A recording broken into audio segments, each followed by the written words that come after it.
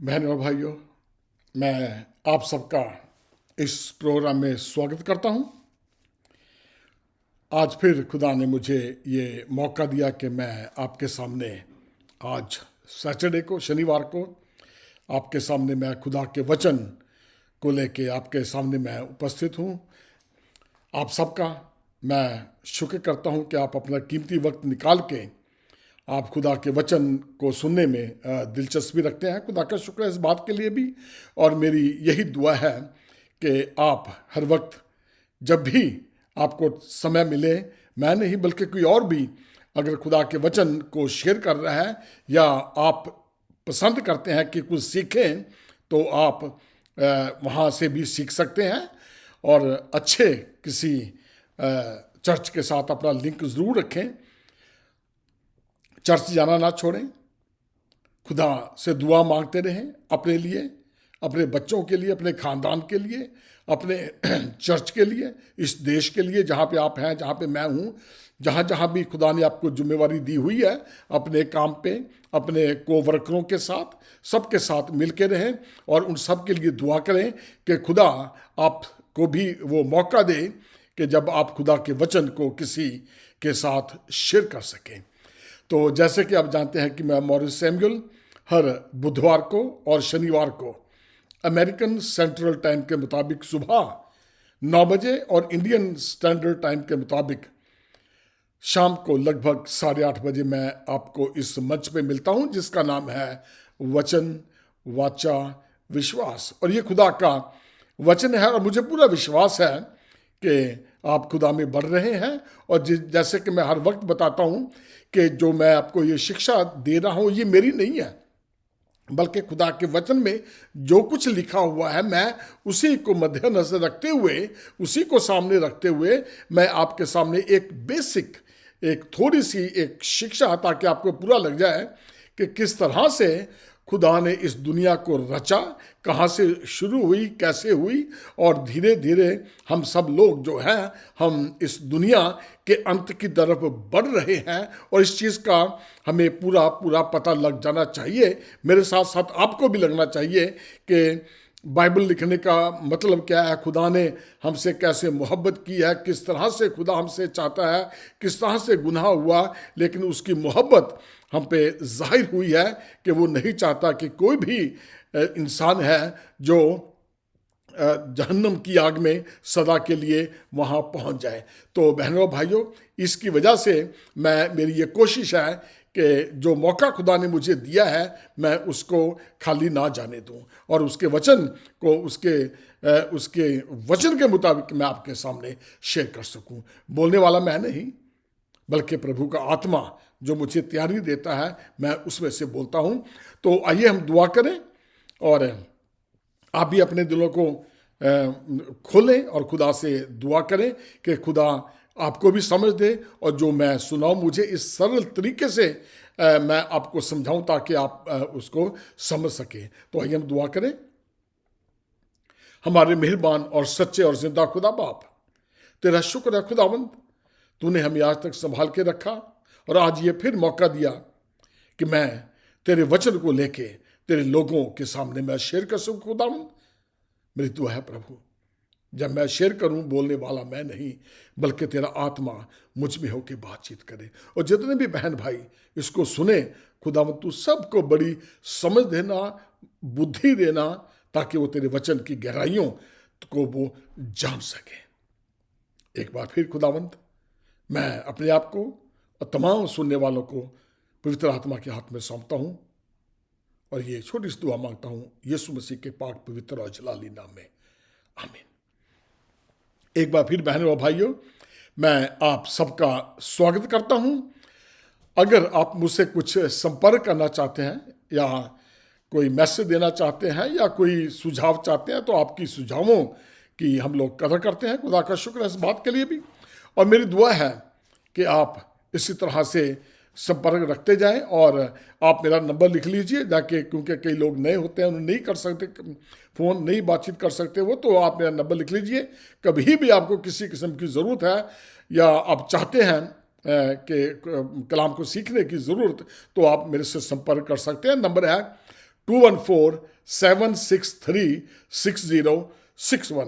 तो आइए हम खुदा के वचन में चलते हैं। जैसे कि आप जानते हैं कि पिछली दफ़ा हमने मूसा द्वारा लिखित पूरी 5 किताबें जिसे तोरा भी कहते हैं, हमने उसका अध्ययन किया। और आज ये बाइबल की 6ठी किताब है जो कि यहोशू के द्वारा मानी जाता है कि लिखी गई है, और आज हम उसका अध्ययन करेंगे।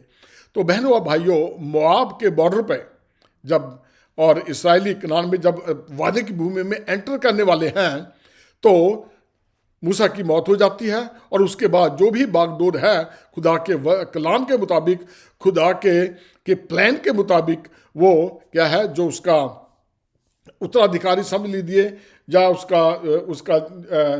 उसकी वो अगुवाई दी गई, अगुवाई का खुदा ने दी थी उसे।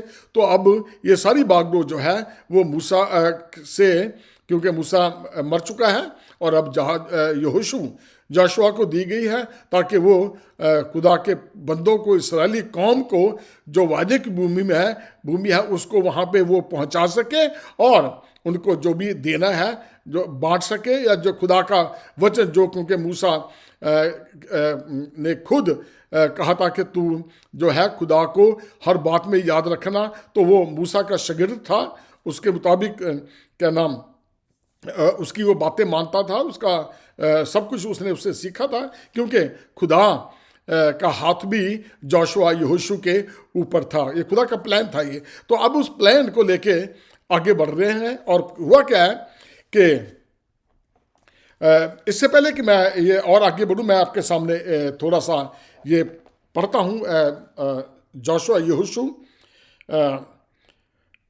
का चैप्टर 1, और मैं उसकी पहली 9 आयतें पढ़ूंगा ताकि आपको थोड़ा सा एक आइडिया मिल जाए।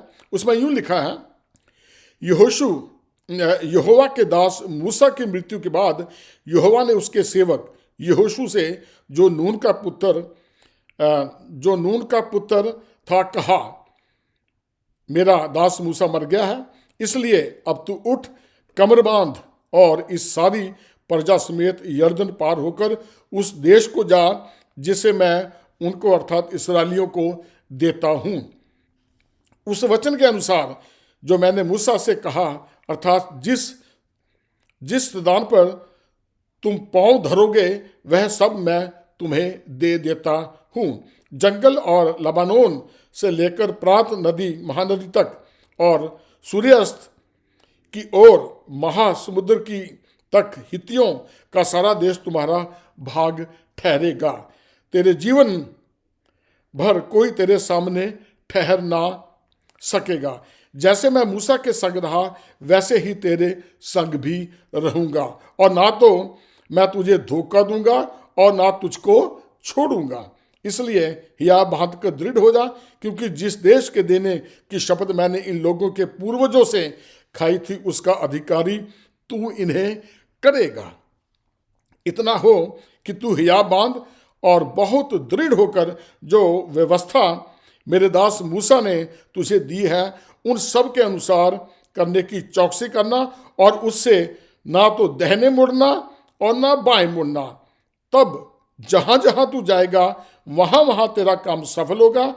व्यवस्था की यह पुस्तक तेरे चित्त से कभी ना उतरने पाए, इसी में दिन रात ध्यान रखना, इसलिए कि जो कुछ उसमें लिखा है उसके अनुसार करने की तू क्या चौकसी करे, क्योंकि ऐसा ही करने से तेरे सब काम सफल होंगे और तू प्रभावशाली होगा। क्या मैंने तुझे आज्ञा नहीं दी? हियाब बांध कर दृढ़ हो जा, बह ना खा और तेरा मन कच्चा ना हो, क्योंकि जहां जहां तू जाएगा वहां वहां तेरा परमेश्वर तेरे संग रहेगा। परमेश्वर अपने वचन के पढ़े और सुने जाने पर आशीष दे। तो बहनों भाइयों, बड़ा सिंपल सा ये मैसेज है। खुदा ने यहोशू से बातचीत की और ये सब बता दिया कि अब तूने इन लोगों को जहां मैंने इनके पूर्वजों से वायदा किया था कि ये वायदे की भूमि तुम्हें दूंगा, उस वायदे की भूमि में तू इन्हें वहां पे लेके जाएगा। ये काम मैंने तुझे सौंप दिया है। और अब उसकी एक शर्त यह है कि ना तो तू बाएं मुड़ना ना दाएं मुड़ना, जो जो तुझे कहा है वैसे ही करना, और जहां जहां तू जाएगा क्या है वहां पे तू क्या है फतह पाएगा, तुझे किसी चीज की कमी ना होगी। जिस तरह से मैं मूसा के साथ रहा वैसे ही मैं तेरे साथ बना रहूंगा, तुझे चिंता करने की जरूरत नहीं है। बहनों और भाइयों, आज वो ही वादा खुदा ने मेरे और आपके साथ भी किया हुआ है। अगर हम खुदा पे भरोसा रखें, इधर उधर ना मुड़ें, तो जो खुदा ने हमें हमारे लिए जो योजनाएं बनाई हुई है ना, हम उसमें कभी फेल नहीं हो सकते, हम उसमें कभी लेट नहीं हो सकते। और जब भी हम लेट होते हैं ना, तो उसमें क्या है, हमारी खुद की गलतियां होती हैं, और क्या है, हम खुदा के प्लान से क्या है पीछे रह जाते हैं, लेट हो जाते हैं। लेकिन यहोशू ने ऐसा नहीं किया, जैसे जैसे खुदा उसे हुक्म देता गया वैसे वैसे क्या है वो आगे बढ़ता चला गया। तो अब हम देखते हैं कि किस तरह से इसमें कुछ ज़्यादा वो नहीं है, कुछ थोड़े से चैप्टर हैं इसमें 24, और हम उन सब का अध्ययन आज मोटा मोटा कर लेंगे ताकि आपको पता लग जाए कि किस तरह से वो जो तैयारी हो रही है, जो वादा खुदा ने अब्राहम के साथ किया था, अब्राहम, इसाक, याकूब, और ये सब उनके साथ वादा किया था खुदा, अब वो उसको पूरा करने जा रहा है। और खुदा ने क्या है, खुदा ने कहा था कि यरदन नदी को पार करना, यरियो का भेद ले, ये सारी बातें उसमें शामिल है। यहोशू ने कहा कनानियों, हित्तियों, हिबियों, पराजियों, गिरगाशियों, अमोरियों और यबूसियों को हमारा खुदा उस देश में से निकाल देगा। जोशुआ, यहोशू को जो खुदा ने कहा था, ये 7 जातियां थी कनान देश में जो खुदा अपने बंदों को देना चाहता था। उसने अपने लोगों को बताया कि भी चिंता ना करो, खुदा ने ये वादा किया है, ये जो सारी जातियां हैं खुदा इनके साथ खुद लड़ेगा, तुमने क्या है कि सिर्फ उसका हुक्म मानना है, उसके मुताबिक चलना है, और खुदा क्या है तुम्हें ये सब कुछ देने पर है। तो अब वो अपनी यात्रा पे निकल पड़े हैं, वो आ चुके हैं। अब यहां से क्या है कि याजक क्या है कि याजक जो वाचा का संदूक है उठाए हुए प्रजा के आगे आगे चले। खुदा ने उन्हें हुक्म दिया था कि जो याजक हैं वो वाचा का संदूक जो है उसको उठाए हुए प्रजा के आगे आगे चलें। जैसे ही याजकों के पैर नदी के किनारे में डूबे, तो जिस दिशा में से पानी आ रहा था वह एक जगह होके क्या है ढेर हो गया, रुक गया, और दूसरी साइड से जो है पानी बिल्कुल सूख गया। सब लोग धीरे धीरे क्या आराम से पार पहुंच गए। एक ये भी एक जैसे कि लाल समुद्र जब वो मिस्र से निकल के आए थे, यहूदियों के सामने आ गया था, बड़ा परेशान थे वो भी, खुदा ने उसको भी उन्हें सूखा रास्ता निकाल दिया था। अब एक और अड़चन आई, खुदा ने कहा था कि जोशुआ को चिंता ना करना, जिस तरह से मैं मूसा के साथ रहा वैसे ही मैं तेरे साथ भी रहूंगा। और खुदा ने अपना वादा पूरा किया। उसने जैसे कहा था कि जो याजक हैं वाचा का संदूक लेके आगे आगे जाएंगे, और जैसे ही उन्होंने पानी के किनारे पे अपना पैर रखा, उनके पैर डूबे, तो क्या है जिस साइड से पानी आ रहा था वो क्या है एक जगह इकट्ठा हो गया, और जब जो नीचे को जा रहा था वो सब सूख गया, और धीरे धीरे करते करते सब लोग क्या है उसमें से पार उतर गए। तब यहोवा ने यहोशू से कहा है प्रजा में से 12 पुरुषों को, अर्थात हर गोत्र में से एक आदमी को ले ले, और क्या है ये आज्ञा दी कि उसको उठा के वो चलें, ताकि जैसे ही तुम लोग बाहर निकलोगे और तुम्हारे बेटे और बेटियां पूछेंगे कि भी ये जो पत्थर है यहाँ पे किस लिए है, ताकि तुम लोग क्या है उनको बता सको कि यहोवा ने हमारी किस किस तरह से मदद की, इसका कैसे कैसे चमत्कार किए। और ये पत्थर उन्होंने उठाए, वो 12 पत्थर उठा के उन्होंने जहां उन्होंने वो पड़ाव किया था तो वो वहां पे लेके आ गए, और इस तरह से उन्होंने क्या है यरदन नदी को किया, उन्होंने उसको पार किया, और वो धीरे धीरे आगे बढ़ रहे हैं। और उसके बाद जोशुआ ने 2 यरियो अब यरीहो का नगर, उसमें इसमें पूरी जोशुआ की किताब में 2 नगर बहुत ज़रूरी हैं, आपको उसकी मैं जानकारी दे देता हूँ। एक यरीहो और एक नगर ए। यरीहो नंबर 1 और दूसरा नंबर ए। मैं आपको इसकी सारी कहानी बता रहा हूँ। तो यरीहो का जो उसकी सीआईडी लेने के लिए, उसकी जासूसी करने के लिए जोशुआ ने 2 आदमियों को भेजा कि जाओ भी उसकी जासूसी लेके आओ, देखो कि लोग वहाँ के कितने हैं, क्या है उनका, क्या सिस्टम है। खैर जी, वो चले गए। तो वहाँ पे एक राहाब नामक एक वेश्या थी।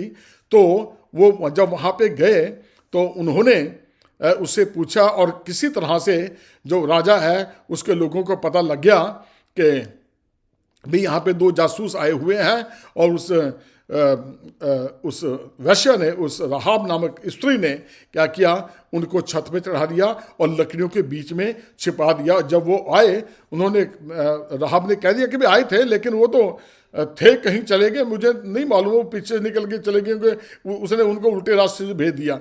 और इस तरह से उनको वहाँ छिपाया। और उस राहाब ने उनसे कहा कि हमने बहुत कुछ तुम्हारे बारे में सुना है कि खुदा ने किस तरह से तुम्हें लाल समुद्र में से सूखा निकाल दिया, किस तरह से खुदा ने तुम्हें मिस्र से आज़ाद किया, और किस तरह से तुमने कौन कौन से राजों को मारा, और उन सब को बर्बाद करते हुए, ख़त्म करते हुए तुम लोग यहाँ पे आ जाओगे। और वो कहने लगी कि मुझे भरोसा है कि खुदा तुम्हारे साथ है, तुम्हारा खुदा जिंदा है। पर एक काम करना, मुझे जो मेरा दिल मान रहा है वो ये है कि तुम लोग जो है इस नगर को भी ले लोगे। तो कह रहे, आप मेरे से वादा करो कि जब तुम लोग इस नगर में आओगे तो क्या है कि तुम मेरे और मेरे खानदान को सबको बचा के रखना, ये मेरे साथ प्रॉमिस करो। तो ऐसा ही हुआ, उन्होंने उसके साथ प्रॉमिस किया और वो प्रॉमिस करके चले गए। उसने कहा कि मैं ये जो लाल रंग की डोरी हूँ, जिस रास्ते से तुम निकल रहे हो, मैं उसी रास्ते, उसी खिड़की पे इसको बांध रही हूँ, और जब तुम्हें ये दिखे तो स्मरण कर याद रखना कि तुमने ये मेरे साथ वादा किया हुआ है। तो बहनों भाइयों, अपने वादे के मुताबिक उन्होंने उस नगर को क्या है, उस नगर को उन्होंने जीत लिया, और अपने वादे के मुताबिक राहाब को और उसको उन्होंने क्या है वहाँ से आज़ाद कर दिया। और खुदा का हुक्म था ये यहोशू को कि भी जो कुछ भी इसमें है, किसी चीज़ को बख्शना नहीं है। क्या बच्चे, क्या बूढ़े, क्या पशु, क्या जानवर, जो कुछ भी है, इनको पूरी तरीके से ये क्या है, ये अर्पण की भेंट ठहरे। तो अब हुआ ये, बड़ा कुछ हो गया, सब कुछ हो गया जी। इन्होंने जी अपना बल्ले बल्ले होगी सब कुछ जीत लिया और खुदा का शुक्र करने लगे, और जी बड़े आसानी से वो करके अपना आगे। और अब उसके बाद क्या हुआ, उनमें से एक आदमी था जिसका नाम था क्या है, अकान। तो उसका नाम था अकान। तो उसने क्या किया, अब उसके दिल में लालच आ गया, क्योंकि कई चीज़ें थी, सोना चांदी कपड़े ये वो थे। उसे जो जो कुछ अच्छा लगा उसने क्या किया, उनमें से छिपा के निकाल के अपने घर में ले लिया। जगह खोदी और जगह खोद के उसमें उसने डाल दिया। टाइम निकलता गया, होने लग गया जी, चलो जीत के आगे बड़ी इच्छा हो गया जी, चलो जी ठीक है जी। अब उसके बाद उन्होंने क्या है, ए नगर को विजय करना था जीतने के लिए। वहाँ पे यहोशू ने फिर अपने जासूस भेजे, देख के आओ कि भी वहाँ के लोग कैसे हैं, कितने ज़्यादा हैं, कैसे कैसे हम उनको जीत सकते हैं। और वो चले गए, और जब वो वापस आए तो उन्होंने कहा कि भी इतने लोगों की ज़रूरत नहीं है, वो लोग बहुत ज़्यादा नहीं है, बस 3000 काफ़ी होंगे, तो इनको क्या है भेज देना और वो उसको फतेह करके जीत के आ जाएंगे। बड़ा आसान है, इतनी प्रॉब्लम नहीं है, इतनी परेशानी नहीं है, क्योंकि खुदा तो हमारे साथ है, उन्हें इस चीज़ का भरोसा है। बहनों और भाइयों, और जैसे ही वो गए, जब जोशुआ ने हुक्म दिया तो सारी सेना गई, और हुआ उससे उल्टा। उनके तकरीबन कुछ लोग वहाँ पे मर भी गए और वो अपनी दुम दबा के भागे। क्योंकि वो हार के आ गए और वो लोग उनको तराइयों, पहाड़ की तराइयों में से खदेड़ के वापस आ गए और अपना वो जश्न मनाने लगे। और लेकिन जब जोशुआ यहोशू के पास ये खबर पहुंची कि वो लोग तो हार के मुंह के, वो लोग तो हार गए, कई उनमें से मर भी गए हैं, बड़े जख्मी हैं, तो यहोशू फिर मुंह के बल गिरा खुदा के सामने। खुदा बाप तूने ये क्या किया? तूने तो कहा था कि मैं तेरे साथ होऊंगा। इन छोटे से इतने बड़े नगर को, यरियो को, तो हमने जीत लिया, क्योंकि जो यरियो है वो नगर इतना बड़ा था कि उसकी जो शहर पनाह है वो बहुत बड़ी थी, बहुत ज़्यादा बड़ी थी। तो उस नगर को जीतना इतना मुश्किल था। अब मैं आपको उसकी कहानी बताता हूँ। तो खुदा ने उनसे कहा कि जितने भी योद्धा हैं सारे योद्धा नगर को घेर लें और सारे उस नगर के चारों ओर एक बार घूम आए और 6 दिन तक ऐसा ही करना। और सात याजक संदूक के आगे आगे मेंढों के सींगों के 7 नरसिंगे लिए हुए चलें। करना कुछ नहीं है। यरियो की जो शहर पना है, दीवार है, बहुत बड़ी थी, बहुत मशहूर राजा था यरियो का। तो लेकिन उन्होंने जैसे खुदा ने कहा था उन्होंने वैसा ही किया। वो रोज जाएं, अपना ना बोले ना कुछ करे, खाली चक्कर मार के अपने आगे। 6 दिन तक वो चलते रहे। और 7वें दिन जो खुदा के मुताबिक था, उन्होंने कहा कि 7वें दिन तुमने 7 चक्कर मारने हैं और अखीले चक्कर में क्या है, जय जयकार के नारे लगाने हैं, तुरिया फूंकनी है ऊंची आवाज से। और उन्होंने ऐसा ही किया और यरीहो की जो दीवार है वो गिर गई और जितने उसकी सेना थी सबने हल्ला बोल दिया। वो वैसे ही डर गए कि इतनी बड़ी दीवार कैसे टूट सकती है। तो ये, लेकिन ये नहीं पता था उनको कि खुदा उनके साथ था। तो बहनों भाइयों, इस तरह से उन्होंने यरीहो को क्या है विजय किया और वो हार गए। अब जब उन्होंने देखा कि इतनी बड़ी सेना, इतने बड़े राजा को तो हमने वैसे ही हरा दिया, तो ये तो चूटी का काम है। लेकिन जब वो ए नगर से हार के आए तो जोशुआ को खुदा ने बताया कि तेरे लोगों ने पाप किया है। एक आदमी है जिसका नाम है अकान, तो उसने पाप किया है, उसने अर्पण की चीज़ें रख ली है। तो मैं थोड़ा शॉर्ट कर रहा हूं। तो जोशुआ ने बुलाया और वो फाइनली पता लगा कि भी किसने चोरी की है और वो उसको पकड़ा। वो जो अर्पण की चीज़ें थी उसको निकाल लिया और खुदा का दंड देखें जो जोशुआ ने उसे दिया कि जितने भी तेरे खानदान के हैं वो सारे, तेरी भेड़ बकरियां, गाय, गधे, घोड़े, बैल सारे निकाल के लेके आओ। उनमें उनको तराई में ले गए और वहाँ से उन्होंने उसको पथराव किया और सबको मार दिया। और वो जितने भी पत्थर थे वो आज तक वहाँ से महफूज है। तो बहनों भाइयों देखो, खुदा जो है अपना वादा करता है वो पूरा करता है। अगर जो हुक्म उसका नहीं मानता उनको सज़ा देता है, उनको सज़ा भी देता है। तो इस तरह से क्या है, उन्होंने दोबारा फिर जब गए ए नगर के पास, उन्होंने ए नगर पे विजय हासिल की और इस तरह से वो क्या है पूरे तरह से क्या है वो आज़ाद हो गए। और इसके साथ साथ बहुत जो भी जातियाँ थी, बहुत कुछ राजे थे, बहुत ज़्यादा, मैं आपको सिर्फ ये खास बता रहा हूँ, उन्होंने सबके ऊपर विजय कर ली। और जो जो काम खुदा ने यहोशू को कहा था करने के लिए वो उसने सारे कर लिए। और मैं आपको बता दूं एक और चीज़ खास, वो ये है कि अगर हम चैप्टर 15 पढ़ें तो उस 15 चैप्टर में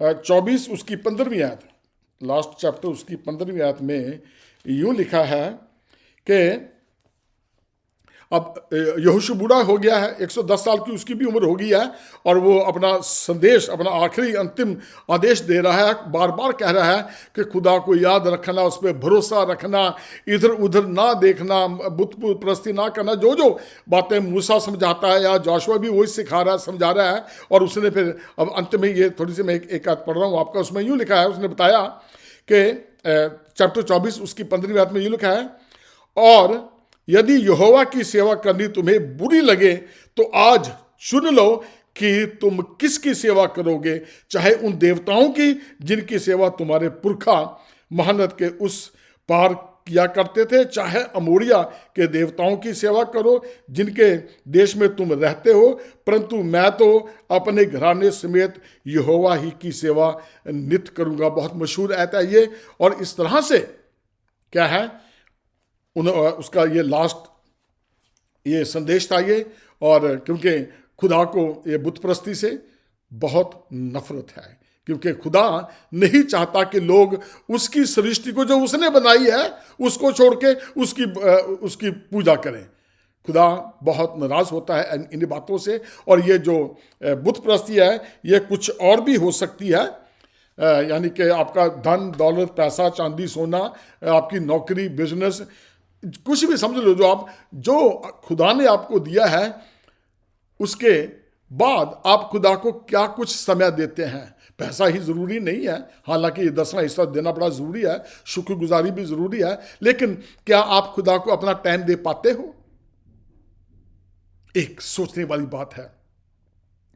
अगर हम खुदा को टाइम नहीं दे पाते, हम दुआ नहीं करते, बाइबल नहीं पढ़ते, टाइम नहीं है, तो जो टाइम खुदा का देने वाला है अगर हम वो किसी और के रूप में किसी को देते हैं तो वो भी एक आइडल वर्शिप है, एक बुत परस्ती बन जाती है। बहनों भाइयों, ये याद रखें कि कभी भी कि जो खुदा का है टाइम खुदा को देना सीखें। आप जानेंगे कि किस तरह से खुदा अपने बंदों को आशीष देता है। इस प्रकार क्या है, जोशुआ और जो अपना एलियाजर था, वो उन दोनों की मृत्यु हो गई।